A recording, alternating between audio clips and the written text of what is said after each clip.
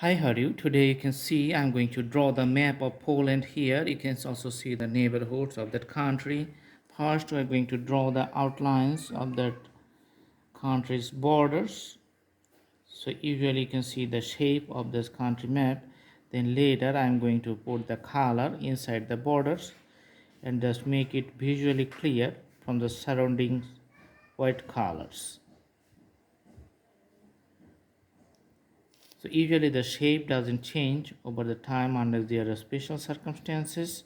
That's why you have to remember the shape and practice a lot so that the drawings is going to be okay and very nice. If you are a geography student, you need to learn this for your exams, and if you are a traveler, then you need to know the borders, demographics, the way the conditions to take precautions and also take necessary steps.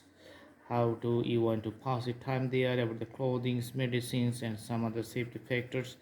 From the demographic idea, you can know the culture of any particular local people. It helps to mix with the local people very easily. Okay, so around the country Poland, you can see there are other countries like the Russian border here, Lithuania here, Belarus here, Ukraine, Slovakia, Czechia, and Germany on the western side. So surrounding by all other countries, and in blue color you can see here is the Baltic Sea.